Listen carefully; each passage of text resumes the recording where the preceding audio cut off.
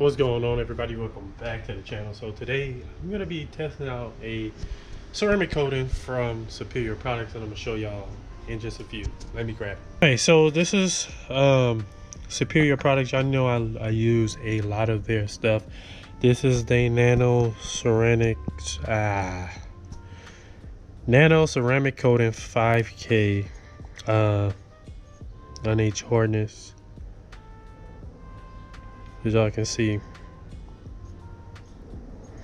this is their ceramic coating. So I've been wanting to try this out, see how it works, see how it looks, and all that good stuff. So it comes with pretty much what everybody stuff pretty much comes with: gloves, edgeless towels, and an applicator pad. But I probably won't use that. I'll probably just use one of the microfibers that I have. I probably won't use those gloves either. I use something that I have. But yeah, so here you go. This is the one I'm going to be trying out today. What I'm going to do is I'm trying it out on my Durango, because honestly I don't really know. This is my first time even applying a ceramic coating, so I don't want to just apply to somebody's vehicle and I don't know what I'm doing. So that's what I got this whole Durango and 4 vehicles for. So I'm gonna try it out on this. What I'm gonna do is go through all the steps. I'm just gonna do it on the hood. So I'm gonna wash it, clay it. I'm gonna do the chemical decontamination. All right, everybody, we're gonna do a little voiceover real quick.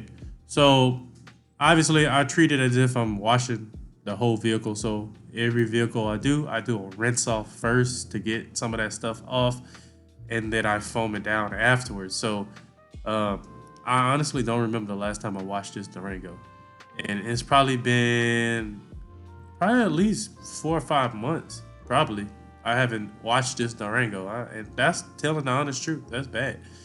After I foamed it down, wiped it down really good, I sprayed the iron removal. Now, whenever I do an iron removal on some of the other cars, what I do is I may spray like a portion of the hood, or I may spray one fender, or I'll spray the rear or something like that.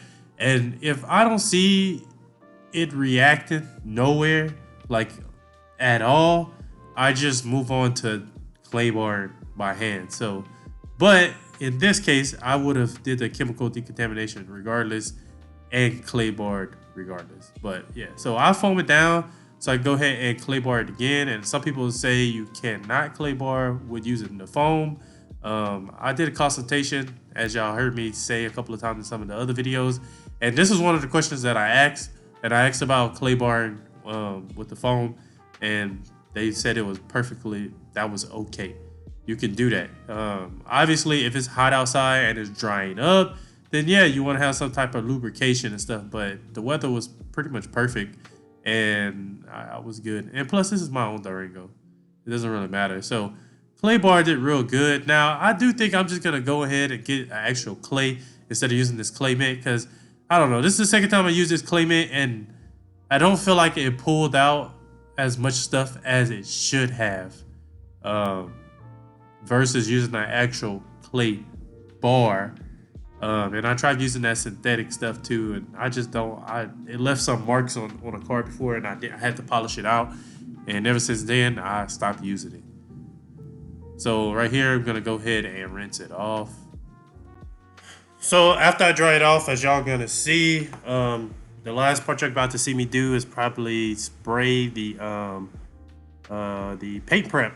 Not paint prep, yeah, paint prep. So basically what I'm doing is stripping any wax or anything that would have been on the paint. Even though there shouldn't be anything, I still went ahead and did the step just to do it.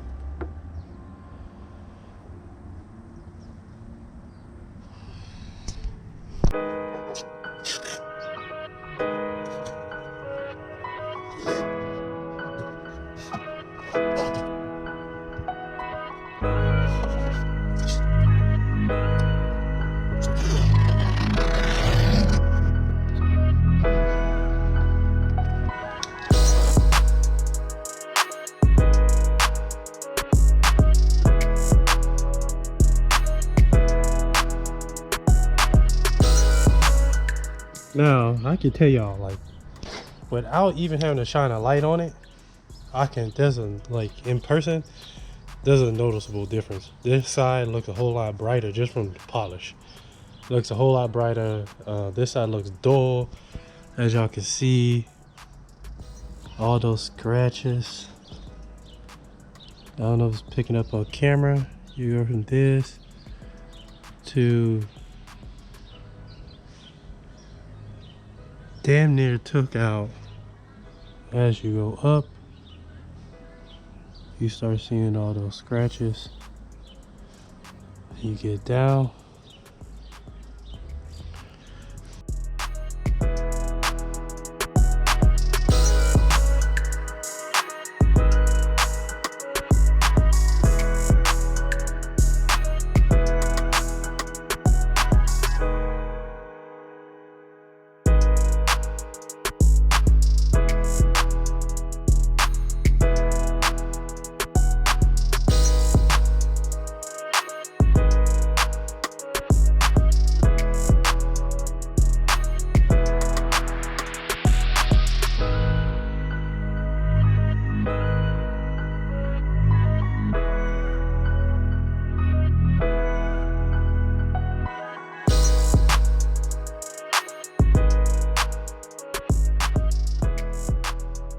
Alright y'all, so obviously I can't do the whole video in one day, so I am going to wrap it up, put everything back in the van,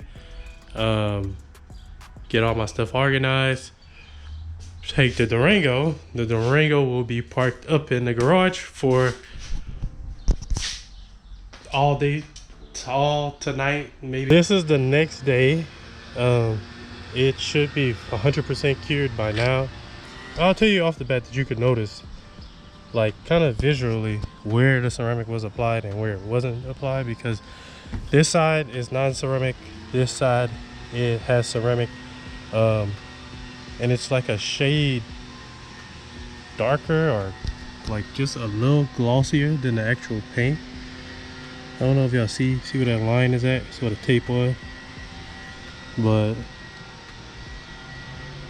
I don't know. You can't tell on the camera, but you can definitely tell in person. But so I'm gonna run some water on top of it first with the pressure washer. I'll run some water on it with the pressure washer.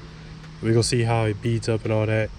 And then I have some dirty water right here. I'll throw this dirty water on it just to do it. All right, y'all. So I guess you could call these a series of tests that I did. So the first one is just the pressure washer. I'm just making sure that it is actually hydrophobic. And maybe I'll do like a month-to-month update, or every 2 months or every 3-month update, where I kind of foam it down, wash it, and we pretty much just see how long the ceramic coating, how long it lasts.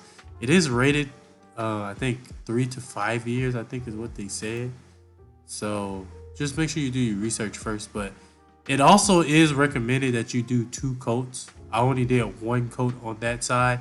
I think I may go back and do like a 2-step correction on the other side and do 2 coats on that side and see if it makes a difference at all when it comes to like the hydrophobic properties. That's just a bucket of dirty water that from the van. I washed the van that day too. And I honestly, that was kind of a fail. I thought that was going to be a little different because it did kind of cling on there a little longer. I don't know if it's because of the soap or what, but I mean, eventually it all kind of just ran off on the side that is ceramic coated now, which is pretty cool. I mean, as you can see, I'm gonna pour a little bit more, but I don't know. I guess I was good. I don't know. I think I was expecting some unrealistic type stuff. I thought it was just gonna beat up as soon as it touched it. So I don't know. Maybe some of the other ceramic coatings does that. I don't know. But, and this is just me hitting with some water now. Instantly with the water, it's running off, beating up and running off instantly. I think when I poured the water, I think it has something to do with the soap. It kind of clings a little bit because it has soap in it. I don't know. Y'all tell me. But as y'all can see, it's a big difference between the left and the right. The left side pretty much holds the water, just sits on top. And then the side that is ceramic coated, the water instantly runs off of it.